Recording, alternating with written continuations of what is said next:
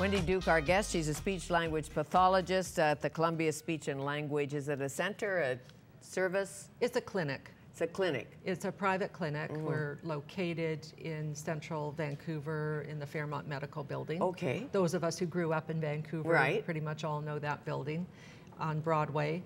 And we do outreach throughout the entire Fraser Valley region, all the way to Chilliwack and beyond, and Greater Vancouver.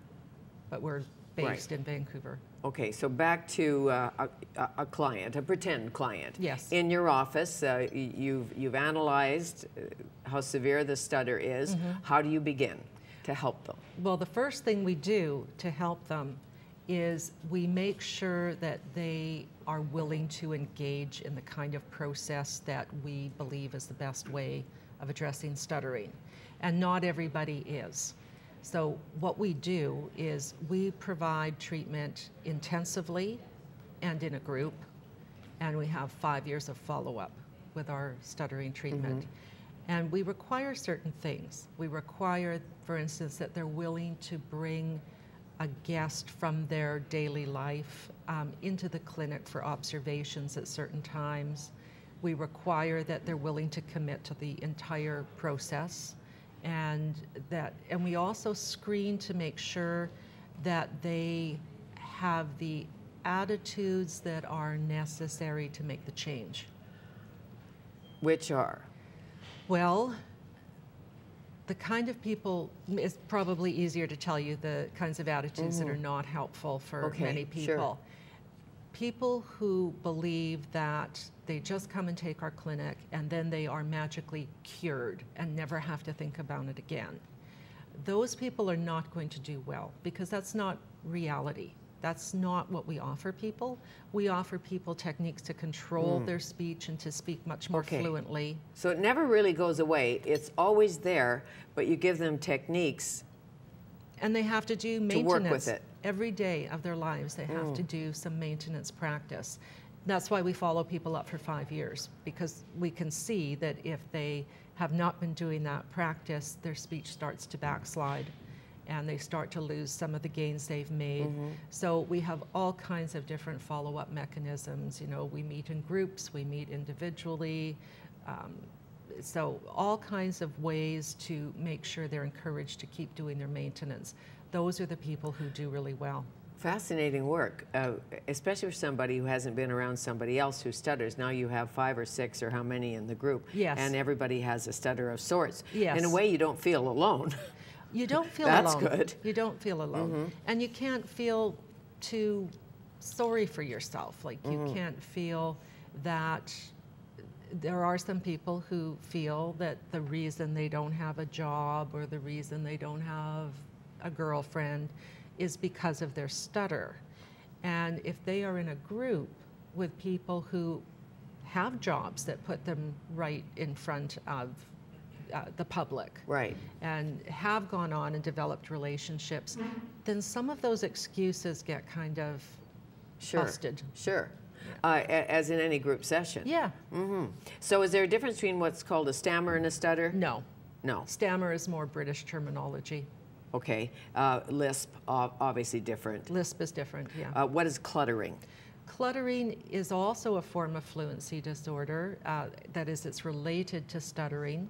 It's a little bit controversial. Some people would lump it in with stuttering and some people wouldn't. But people who clutter are characterized by having extremely rapid speech where things almost get mumbled and jumbled together. Okay. I've cluttered at times. I'm sure. I think we've all cluttered. But do you also work at the speech pathology level with somebody who has a dull voice? Yes. No intonation. Absolutely. And you can have all the same. You can have that problem because of habit. You can have it because of damage to the vocal cords, or you can have it for damage to parts of the brain that modulate that. Okay. So Yeah, but I think you're probably referring to people who just have a habitually monotone voice. Well, as you know, in families, they'll say she sounds exactly like her mother, or he Yes. sounds exactly like his father, Yeah. or somebody has a high squeaky voice, really irritating voice, and they say her grandmother talked like that. Yeah. So do you work with people? I remember long ago there was a book called Change Your Voice, Change Your Life, Oh, which yes. sounds a bit dramatic. Yes. But will you work with people whose voices are essentially irritating? Yes, absolutely. Those are habits that people have developed. I mean, you don't find babies who are born with voices that are ineffective. You know, we all know from having been woken up by infants crying in the middle of the night that the voice Right. is pretty darn good naturally. What happens is people develop habits that inhibit the natural voice. Right. And pitch is big, as you know. Yes. Someone told me once, this could just be an untruth, that our voices should be at the pitch. If you hummed Happy Birthday, anybody hums Happy Birthday, that's where your voice should be. Well, Does that make sense? You go, Well, And it doesn't make sense in the sense that there are several different pitches in that song. So Right. I imagine whoever told you that must have meant the Well, pitch it's that you start at. You start at with Yeah. the hum, and then if you say Yeah. hello, it should sound the same. And if you hummed, said hello, Yes. that wouldn't be right. Right, yeah. Back to kids who stutter, adults who stutter. Yes. Can you have adult onset stuttering? Yes. Yes, there are two forms of adult onset stuttering. You can have what's called neurogenic stuttering, which is stuttering as a result of some sort of neurological episode, such Like as a concussion, or usually more serious, usually a more serious brain injury. A concussion, of course, is a brain injury, but a more serious one. Stroke, Parkinson's, aneurysm, all kinds of different things can cause an adult onset neurogenic, we call it, stutter. And that's the most common kind of adult onset stuttering. The less common is called psychogenic stuttering, and that's somebody who stutters because of some psychiatric condition. trauma, a mental trauma, Can be. abuse. Can be, yes. Yes, it can be something like that. As a speech pathologist, do you have to get to the reason why someone stutters, or can you work with the stutter no matter what the circumstance? Well, we can work with a stutter no matter what the circumstance, but in order to treat it most effectively, you want to get to the root of it. And sometimes a neurogenic versus psychogenic stutter is hard to differentiate. And I would say 3 or 4 times a year, I'm called upon to give expert witness testimony about exactly that issue. in court. Yes, yeah. So if somebody has worked with you, Yes. and now they've do not stutter on a daily basis, they walk into the supermarket, they get excited or something, and all of a sudden their stutter comes back. What do you tell to them in that moment?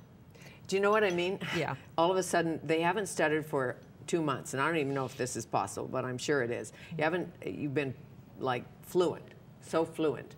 And now, for some reason, not known to you, you run into somebody and you go, well. Yeah, what we would tell that person, the first thing is not to freak out about it. I mean, I tell people when they leave our clinic, at some point, you're going to stutter when you think you're not going to. And when that happens, you remember, oh yeah, Wendy said this was going to happen and I shouldn't freak out. Right. So if they start to freak out about it, then the risk is that they'll think, oh, it's all reversed, it's gone away, the magic has left. So it's not magic, and the techniques haven't left, and they still have the control. So for that particular situation, I get them to just remind themselves that it's not a big deal, and just think in their mind about the techniques we've taught them in the clinic, and have them use that and start over. Does this have anything to do with Tourette's syndrome or tics? Not really. Not associated. Not particularly. It looks sometimes like it can be, and it gets confused with it.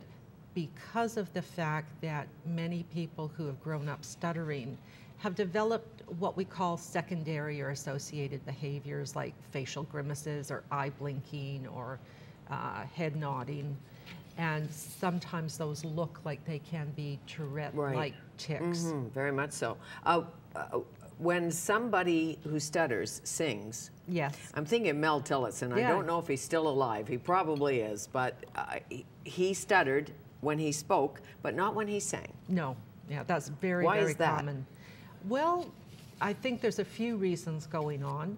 One thing is that you're bringing a different part of the brain into play. You're bringing more of the right hemisphere, whereas language is generally in the left hemisphere, usually right around there. Okay, here. Yeah. Left?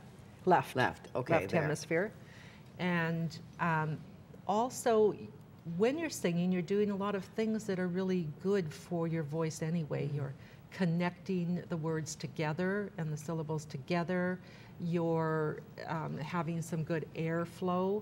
So I think there's a number of factors at play.